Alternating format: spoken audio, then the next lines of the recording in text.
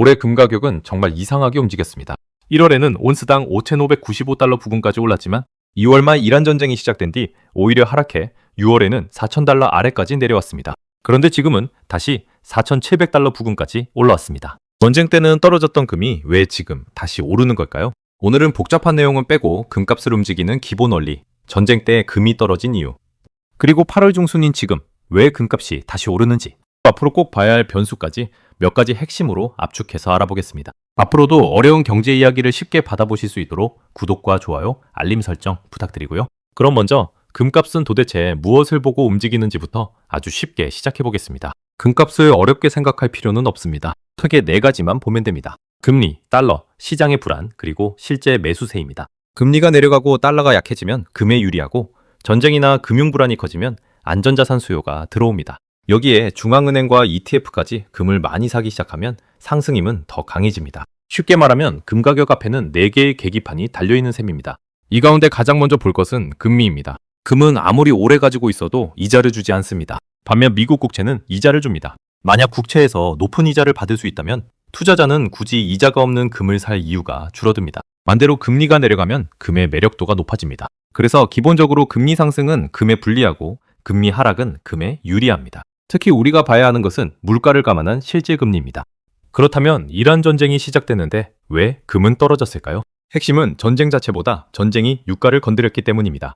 호르무즈 해협의 공급 차질 우려로 국제 유가가 급등하면서 물가가 다시 올라갈 수 있다는 걱정이 커졌습니다. 물가가 다시 오르면 연준은 금리를 쉽게 내릴 수 없습니다. 결국 시장은 금리 인하 기대를 줄였고 미국 국채 금리도 올라갔습니다. 즉 전쟁이라는 호재보다 전쟁이 만들어낸 고금리라는 악재가 더 강했던 것입니다. 여기에 달러까지 강해졌습니다. 국제 금 가격은 달러로 거래되기 때문에 일반적으로 달러가 강해지면 금에는 부담이 됩니다. 전쟁 초기에는 달러에도 안전자산 수요가 몰렸고 미국 국채 금리까지 올라갔습니다. 결국 금 입장에서는 최악의 조합이 만들어졌습니다. 높은 금리 그리고 강한 달러, 이 2가지가 동시에 금을 짓누르면서 전쟁 중인데도 금 가격은 계속 내려갔습니다. 그런데 안전자산인 금을 왜 투자자들이 팔았을까요?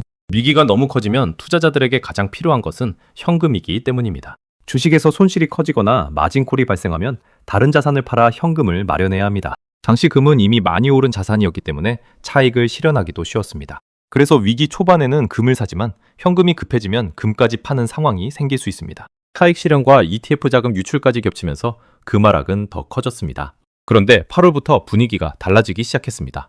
미국 고용지표가 약해지면서 시장은 연준이 금리를 더 올리기 어려울 것이라고 보기 시작했습니다. 여기에 더해 베센트 장관이 미국 국채 바이백을 2배로 늘린다는 발표 때문에 국채 금리가 내려가고 달러까지 약해졌습니다. 앞에서는 금을 눌렀던 금리와 달러가 이번에는 반대로 금을 밀어올린 것입니다. 그래서 금 가격도 4,000달러 부근에서 빠르게 반등해 다시 4,700달러 부근까지 올라왔습니다. 이번 금 상승에는 또 하나의 중요한 변화가 있습니다. 바로 미국 국가부채 문제입니다. 미국 부채가 40조 달러를 넘어서면서 투자자들은 이런 질문을 하기 시작했습니다. 미국 정부가 이 많은 빚과 이자를 계속 감당할 수 있을까?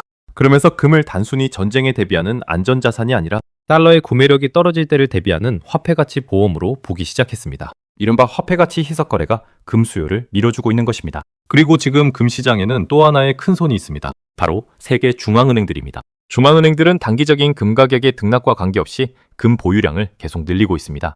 개인 투자자나 ETF 자금이 빠져나가더라도 중앙은행이 꾸준히 금을 사준다면 금 가격 아래에는 일종의 지지대가 생깁니다. 그래서 중앙은행의 금 매입은 하루 이틀의 뉴스보다 훨씬 장기적인 금값 상승 요인으로 보는 것이 좋습니다.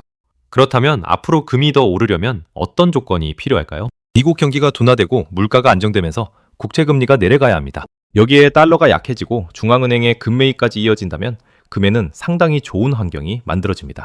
이 조건들이 이어진다면 5,000달러 재도전 가능성도 충분히 열려 있습니다. 다만 금도 이미 단기간에 많이 올랐기 때문에 5,000달러까지 직선으로 올라간다고 생각해서는 안 됩니다. 중간중간 큰 조정은 언제든 나올 수 있습니다. 반대로 금의 가장 위험한 변수는 다시 유가입니다. 이란 문제가 더 악화되고 호르무즈 해협의 공급 차질로 유가가 다시 크게 오른다고 생각해 보겠습니다. 유가가 오르면 물가가 올라가고 연준은 다시 매파적으로 변할 수 있습니다. 그러면 국채 금리가 올라가고 달러도 강해질 수 있습니다. 결국 올해 상반기 금을 끌어내렸던 구조가 다시 만들어지는 것입니다. 그래서 반드시 기억해야 합니다. 전쟁이 심해진다고 무조건 금에 좋은 것은 아닙니다. 전쟁보다 유가와 금리가 어떻게 움직이는지를 함께 봐야 합니다. 결국 금을 볼 때 전쟁이 났느냐 안 났느냐만 보면 안 됩니다. 올해가 그것을 정확하게 보여줬습니다. 전쟁은 시작됐지만 유가가 오르고 인플레이션 우려가 커지고 국채금리와 달러가 강해지면서 금은 오히려 크게 떨어졌습니다. 반대로 지금은 국채금리가 내려가고 달러가 약해지면서 다시 금이 올라오고 있습니다. 그래서 앞으로 금값을 판단하고 싶다면 딱 4가지만 보시면 됩니다. 미국 국채금리, 달러, 유가, 그리고 중앙은행의 금매입입니다. 전쟁과 경제 충격이 금리와 달러의 가치를 어떻게 바꾸느냐가 결국 금값을 결정합니다. 제 판단으로는 현재 금의 중장기 방향은 아직 위쪽에 조금 더 무게가 있습니다. 하지만 유가와 인플레이션이 다시 튀면 상당한 조정도 충분히 나올 수 있습니다. 그래서 이번 영상의 핵심은 금을 무조건 사라가 아닙니다. 금이 왜 움직이는지를 알고 사자는 것입니다. 이 내용이 유익하셨다면 구독, 좋아요 부탁드리며 더 알찬 내용으로 다시 찾아뵙겠습니다.